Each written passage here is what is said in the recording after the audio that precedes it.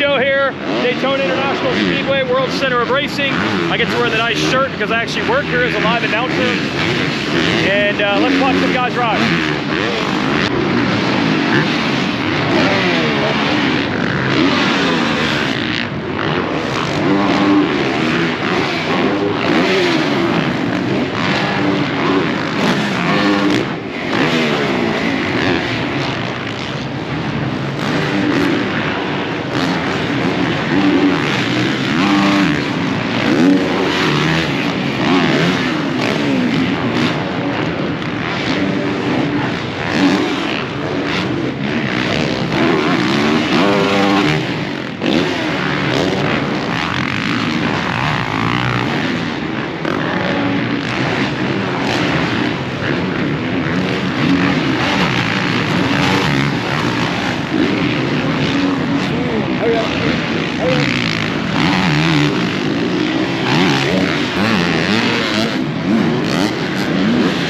Now we all know that Ricky Carmichael has famously said the series begins at Daytona, right?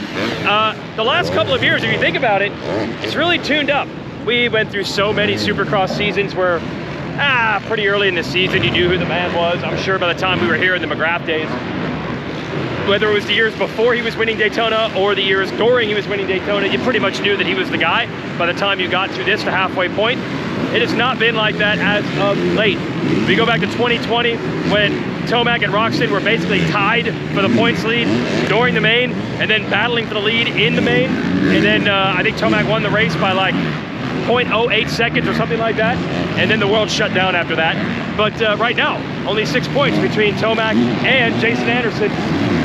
But you've got to figure it's advantage Tomac here. He's won 6 times, or going for 6 wins. He's won 5 already, and that is the all-time mark. So Eli back here, I talked to him earlier, and he has to play the long game. As much as he wants to think about the 6 Daytona wins would be all-time, and passing Carmichael's mark, he said, yeah, it's good, but it's not like winning the championship. The goal is the championship, so he can't really look past Daytona. He still has to think of this as a points race because the points are so close. So that's interesting how it's played out the last couple of years. We always said we want the point standings to be tight. That's actually what we got. Now, by the way, you're probably saying, why is this motorcycle here? Why is Christian Craig's 250 Supercross West red background points leader right here? We have finally reached the point, everyone. Ricky Carmichael has finally decided, I'm getting older. I do not want to be the one that has to do laps on this gnarly Supercross track with a GoPro for television. I'm going to elect a current rider to do the riding for me. Carmichael builds the track here. He's obviously a television analyst. So he elected Craig. He said, Christian, come on down. You do the riding with the helmet camera for the television show tomorrow night. But yes, people are going to freak out when they see Craig riding on press day for a race that he's not participating in. And yes, he's on a 250 for the helmet cam ride, not a 450. This show, of course, brought to you by the Honda CRF 250R. It's all new, it's lighter, faster, and stronger. A lot more low-end power, easy to ride. Check it out at your local Honda Power Sports dealer. And by the way, you know who rides those bikes? It's the Lawrence brothers, Hunter and Jet. I got to hang out with them last night. They hosted an open, free ride day at Dade City MX. Check that out. Yes, bonus coverage, the Lawrence Brothers Ride Day at Dade City. So practice is going on over here. Riders riding. All entries are free, all gate fees are free, paid for by the Lawrence Brothers. Ahem, probably one of their sponsors. And Jetson has been signing autographs. I saw him sign a baby. He's been here for 3 hours and 15 minutes signing autographs. And then there's Hunter. Oh yeah, man. Thank you.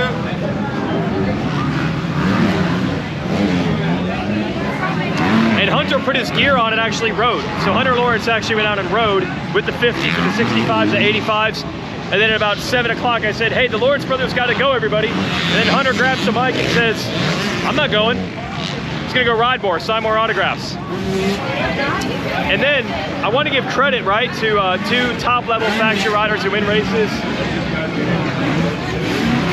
That is cool. What? We're good. It's your dog, right? We're all good. It's not your dog. Nah, it's Hunter's.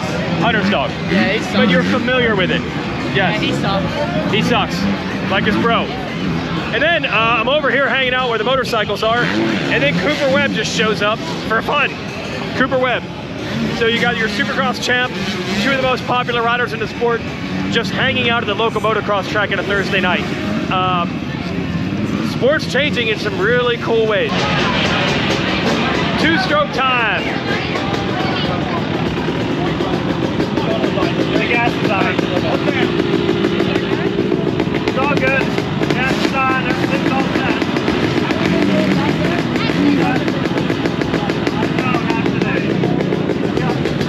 Hunter Lawrence found a two-stroke. Found the right color, so it's perfect. 450 with the 21 KTM 250 SX motor inside. Wow. So they didn't pull an old 97 CR250 motor. No, the KTM motor is KTM 250. modern and modern. Yeah, yeah. It only got ridden by AJ 2 days ago, so it's brand Is he new. going out? He's going out right now. Oh boy.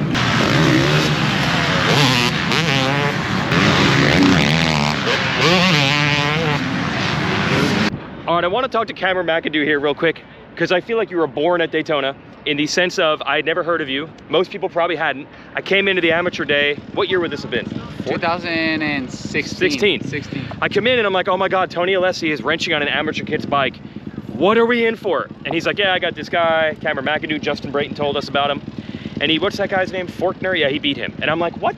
And then you did light it up all week. That was the first time I think a lot of people even knew who you were. Yeah, that was, Faulkner was obviously like a huge, he was the next kid to go pro, and Yes. he was dominant, Yeah. he was full pro circuit, everything. Yep. And yeah, I beat him in some heat races here, and still probably one of the hardest losses I ever took was leading the entire, I don't know, open pro sport in the amateur day Yeah. here. Yeah. And like with a lap to go, there were some rollers right here, Mhm. right there. Yep. They watered them, and I spun out and kind of missed the rhythm, and he got by me with 1 lap to go. And like I never won an amateur national title. Never won an amateur national title. So that could have been it. That one stung, yeah. Yeah.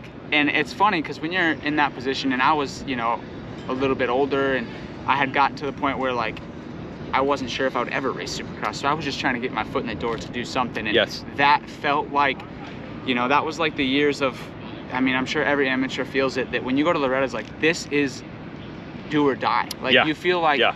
there's nothing else in life. Okay. And I was just so devastated. But I also held my head pretty high on like the fact that it was a big deal. Like it Sure. was a big buzz. I think that everyone was like, who is this guy? I was sketchy as ever. I sent it so hard, but I wanted it, I wanted it really bad, and I worked so hard for it. So this was, 2016. It's kind of funny because I talk about it. So 2016, I had, kind of broke out that year, and then Yeah. Moto Concepts supported me all 2016 as an amateur to Monster Cup. I did win Monster Cup. That's right. And then Were you hurt a little bit at Loretta's, but you still, typical McAdoo, yeah, like, still rode your balls off, even hurt? Monday before Loretta's, I fractured the top of my humerus, and I God. broke 3 ribs, and I raced Loretta's because, again, Yeah. it was another one of those times where it's like do or die. Yep. If I want to race dirt bikes for a living, I have to race this. That's how you feel. Mm-hmm. So yeah, then I rode for MCR that whole time, and then Mike Genova essentially created a 250 program for me to go East Coast. Yeah. And I raced the first few races, and then Geico Honda reached out and wanted to take me as a fill-in, and Genova kind of helped me out in the sense of being like, well, if you're gonna do that, like, you guys have to support him for a whole nother year, because Moto cool. Concepts didn't do outdoors or anything, so Right. he knew that was the best for me as a pro racer, you know. And it was at Daytona 2017 when I signed at Geico Honda. Wow. So from 16 to 17, I went from, that was kind of, we always, my mom and I and stuff talk about that story. Like 16, I, was stoked because I got free tires and stuff, and Alessi was going to help me out a little bit, and I could have a mechanic. And then 17, I signed with a factory team, and then 21, I won it. That is crazy. Look, so how old are you now? I'm 24. 24. But here's the thing. So you were not motoing down at age 9 and 10 like a lot of the guys you're racing with. So we're almost seeing your development like in person as a pro. Other guys are probably going through that, when they were on 85s. Totally. And I mean, that's like the thing. I guess I went to high school all the way till I was 17. Yeah. So I, like, we rode for fun. I lived in Iowa. You ride for 6 months a year.